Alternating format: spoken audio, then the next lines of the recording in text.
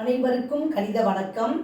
இப்போ பார்க்க போகிறது 8ஆம் வகுப்புக்குரிய கணக்கு எண்கள்ங்கிற யூனிட்டில் பயிற்சி 1-4 9வது கணக்கை பார்க்க போகிறோம்.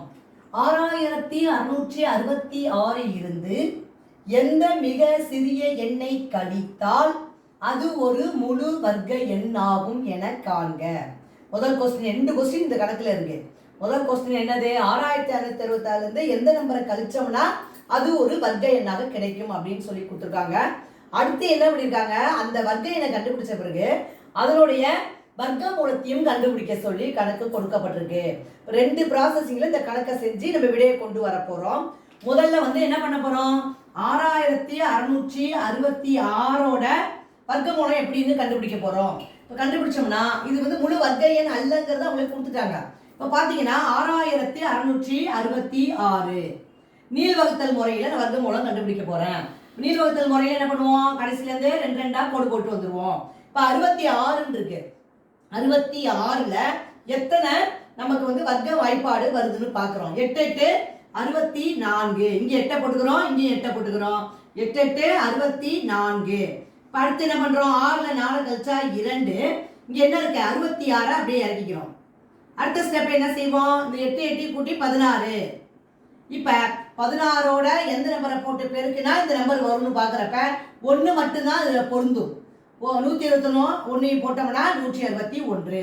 அப்போ இங்கே 1 போட்டுக்கிறேன், 161. இப்போ 6ல் 1 போனால் எவ்வளோ, 5. 6ல் 6 போனால் 0. 2ல் 1 போனால் 1. இப்போ என்ன கிடைச்சிருக்கு மீதியாக, 105. அப்போ 6666லேருந்து 105 கழிக்கிறோம். 105 என்ன செய்யறோம், கண்டுபிடிக்க எந்த நம்பரை கழிக்கணும்னு சொல்லியிருக்காங்க, 105 கழிக்கணும். கழிச்சோம்னா வரக்கூடிய விடை என்னன்னு வருதுன்னு பாருங்க. 6ல் 5 போனா 1, 6. 6ல் 1 போனா 5, 6. இப்ப 6561 ஒரு முழு வர்க்க எண். இதனுடைய வர்க்க மூலத்தை இப்ப நம்ம திரும்பவும் நீள்வகுத்தல் முறையில கண்டுபிடிக்க போறோம். இப்ப 6500 எதை கழிச்சிருக்கோம், 105 கழிக்க வேண்டும். 105 கழிக்க வேண்டும் அப்படிங்கிறது முதல் கணக்குக்குரிய விடை.